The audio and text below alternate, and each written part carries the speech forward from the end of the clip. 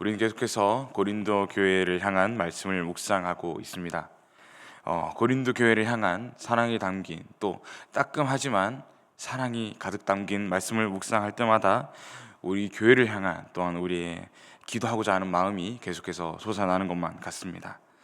하지만 오늘 특히 또 이 교회의 심각한 문제가 또 말씀을 통해서 드러나게 됩니다. 오늘 이 말씀을 통하여서 우리 각자에게 주시는, 우리 교회에게 주시는, 또 나아가서 우리 한국교회를 향해 주시는 하나님의 마음을 알게 되기를 소망합니다. 이 오늘 말씀에서 드러나는 고린도 교회의 문제는 바로 음행의 문제입니다. 그것도 심각한 음란의 죄인 근친상간의 문제였습니다. 바울은 1절에서 이러한 음행의 죄가 이방인 중에서도 없는 것이라고 말하며 굉장히 심각하게 죄의 무게를 달고 있습니다. 왜냐하면 이 죄는 하나님의 공동체를 넘어서서 헬라와 로마 지역까지도 엄격하게 금지된 죄였기 때문입니다. 그런데 구원을 받은 이 하나님의 교회이자 성도인 고린도 교회가 이방인들조차 조심하고 꺼려하고 굉장히 무거운 죄로 치부했던 이 음란의 죄를 행하고 빠져 있었다라는 것입니다. 그런데 오늘 말씀에서 오직 이 음행의 죄만 갖고 보기에는 이 5장에서는 더 심각하고 더 조심스럽게, 또 좀 더 중점적으로 받아들이고자 하는 내용이 있습니다. 바로 음행과 함께 등장하는 그들의 교만입니다. 2절 말씀에서 그리하고도 너희가 오히려 교만하여져서 어찌하여 통한이 여기지 아니하고 그 일 행한 자를 너희 중에서 쫓아내지 아니하였느냐. 아멘. 고린도 교인들은 음행하였을 뿐만 아니라 오히려 교만하여져서 죄인들을 위해서 통곡하지 않고 그들을 교회에서 벌 주지 않고 쫓아내지 않았다라는 것입니다. 시간이 지나면 나아지겠지, 당장에 별일이 없으니 앞으로도 괜찮겠지, 그들이 차차 변화하겠지라는 생각으로 쫓아내지 않은 그들의 교만에 대해서 우리가 좀 더 알아보기를 원합니다. 조금 말씀을 뛰어넘어서 9절에서는 고린도전서 이전에 고린도를 향한 편지에서 바울은 음행하는 자들을 사귀지 말라라고 전했다라고 합니다. 아마 이 고린도 교인들은 근데 그 편지를 받아봤을 때에 이런 생각을 했었을 것 같습니다. 음행하는 자들을 사귀지 말라. 이 죄 많은 걸로 유명한 고린도에서 어찌 사귀지 말라는 말인가? 이거는 불가능하다 라고 생각했을 수 있을 것 같습니다. 또 그렇기에 이 정도 사귀는 건 괜찮을 거야, 이 정도의 음행하는 것은 괜찮을 거야 라는 생각으로 합리화하기도 하고, 불가능한 일을 우리는 가능한 지키려고 노력하고 있어, 그러니 한두 개 튀어나오는 죄 정도는 용납해 주실 거야 라는 생각으로 죄를 내버려 두고 핑계하며 심지어는 방조했을 수 있다라는 것입니다. 이를 두고 10절에서의 바울은 그 말이, 내가 그 편지를 통해 한 말이 이 세상의 죄인들을 사귀지 말라는 말이 아니다. 만약 그렇게 하려면 너희가 그들이 없는, 아예 지금 이 세상의 바깥으로 나가지 않으면 그건 불가능하다라고 친절하게 고쳐줍니다. 여기서 바울이 사귀지 말라라고 한 음행하는 자들은 어떤 형제, 그러니까 같은 신앙을 공유하는 같은 그리스도인으로서 세상 죄인들처럼 죄를 짓는, 그리스도인이지만 똑같이 죄를 짓는 교만한 이들로 이들과 사귀지도 말고 함께 먹지도 말라라고 한 것입니다.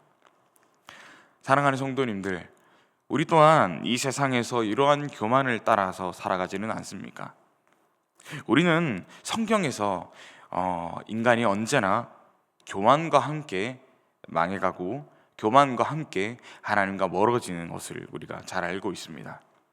아담과 하와의 때부터 바벨탑, 사울 왕을 거쳐서 수많은 이들이 하나님을 따라서 많은 것을 받고 많은 것들을 누려봤지만 교만했기 때문에, 교만했고 스스로를 높였기 때문에 하나님과의 관계가 끊어지고 멀어지는 것을 우리는 잘 알고 있습니다. 특히 하나님이 지으신 이 창조 세계의 법칙을 벗어나서 하나님과 동등히 서려 하며 죄로 얼룩진 삶을 사는 이들을 우리는 계속해서 봐왔습니다.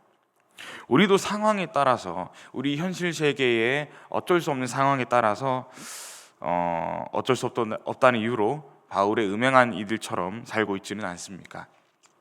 바울의 하나님의 기준 대신에 자신의 기준을 대입하여서 판단하고 행동하고 있지는 않습니까?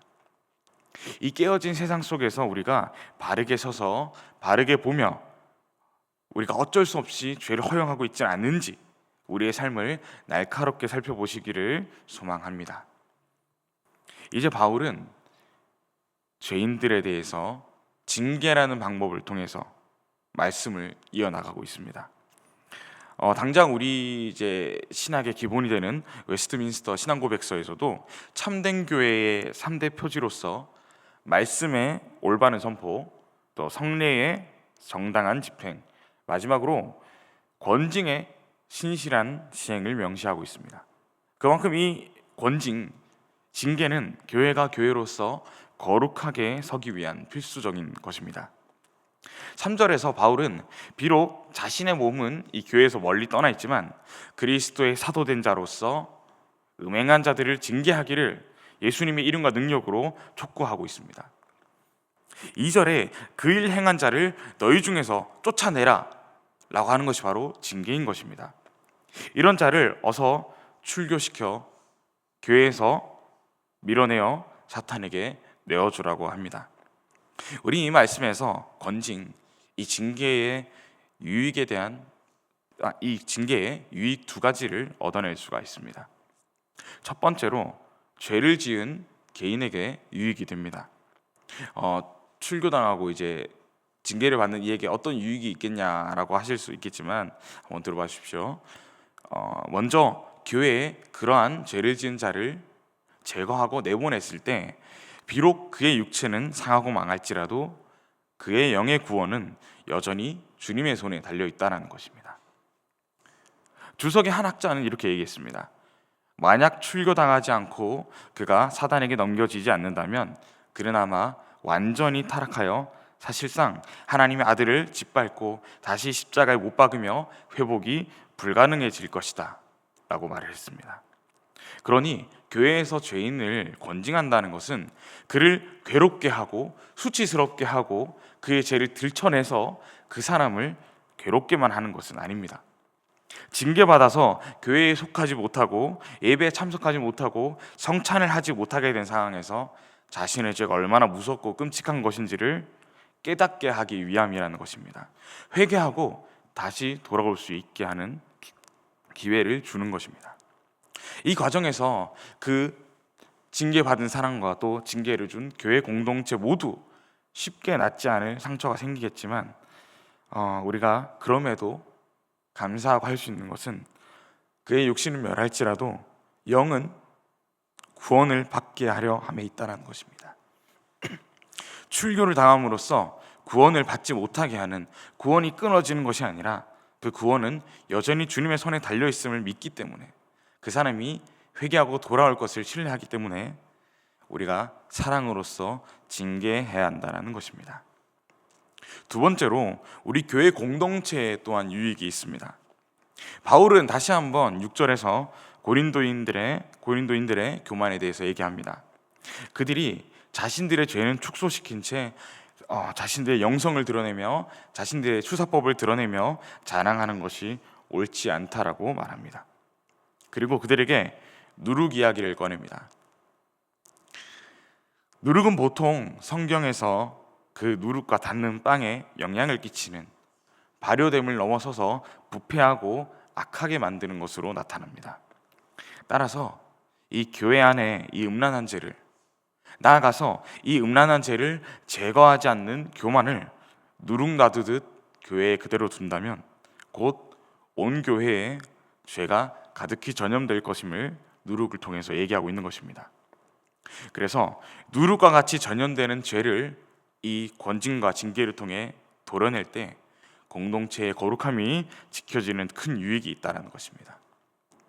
그런데 우리가 이 말씀을 받을 때에 재밌는 것은 바울이 지금까지 계속해서 고린도 교회의 문제를 조목조목 짚어가면서 또 어떻게 고칠 것을 얘기하고 있지 않습니까? 그런데 재미있는 것은 바울이 그 문제 많은 고린도 교회를 부를 때에 누룩 없는 자라고 불렀다라는 것입니다. 분명 누룩으로 가득 차고 또 심지어는 너무 발효되고 부패돼서 썩어서 냄새까지 나는 교회일 텐데도 왜 누룩이 없는 자라고 불렀을까요? 바로 다음에 정답이 있습니다. 우리의 유월절 양 곧 그리스도께서 희생되셨느니라. 아멘. 이것은 그들이 죄를 짓지만 그럼에도 그들이 선한 모습이 남아있다라는 것이 아니라 예수 그리스도의 십자가 보혈로 깨끗하다, 의롭다 여김을 받았다라는 것입니다.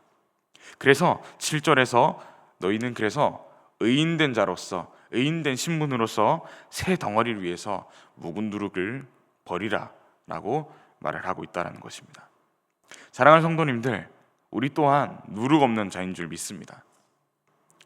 하지만 의롭다 하심에 감사하며 우리가 눈을 들어보면 여전히 우리의 삶, 우리의 가정, 또 우리의 교회에 붙어있는 어쩔 수 없이 생기는 묵은 누룩들이 우리의 눈에 들어올 것입니다. 이 누룩들을 삶에서 떼어내어 버려야 합니다. 쉽지 않겠지만 예수님께 의지하여서 우리에게 익숙해져 있는 묵은 누룩을 떼어내는 새 덩어리로 돌아가는 저와 성도님들 되시기를 간절히 축복합니다. 그리고 최근 한국 교회에서 또 숨겨왔던 안타까운 사실들이 속속히 드러나고 있는 것을 우리가 보고 있습니다. 음행의 죄, 또 탐욕의 죄, 부끄럽고 안타까운 모습들이 조금씩 보여지고 있는 것 같습니다.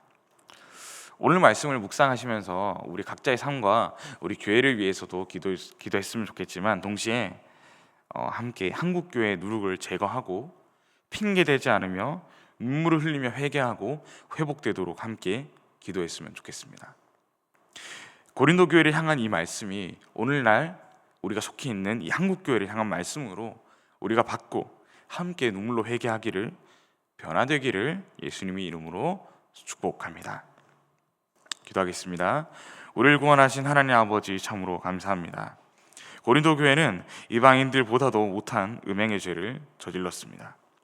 그리고 이 죄를 덮어두는 교만의 죄 또한 저질렀습니다. 하나님께서 세우신 교회라면 죄를 미워해야 하고 죄인들을 위해 통곡하며 회개해야 합니다. 비록 세상은 악하고 죄를 짓지 않을 수는 없지만 우리를 이롭다 여겨주신 예수님의 보혈을 의지하여서 묵은 누룩을 내어버리는 성도님들 되게 하여 주십시오. 교회에 죄가 있을 때에, 교회의 죄가 끊어지지 않을 때에 지혜롭게 해결하는 방법을 우리가 배우기 원합니다. 각 나이대별로 유치부, 유년부, 초등부, 청소년부, 청년부, 그리고 장년부와 또 남은 이들 모두까지 하나님 죄를 지혜롭게 다루고 지혜롭게 피하는 방법을 배우게 하여 주십시오. 예수 그리스도의 몸된 교회를 거룩히 잘 이어갈 수 있도록 잘 지켜내게 하시고 거룩한 권징과 건강한 징계가 있게 하여 주십시오. 6월을 우리가 또 살아갑니다. 건강을 지켜주시고 더위를 잘 이겨내게 하시고 나아가서 주의 말씀 따라 한 걸음 한 걸음 잘 걸어가는 주의 자녀들 되게 하여 주십시오. 감사를 드리며 우리 주 예수님의 이름으로 기도드렸습니다. 아멘.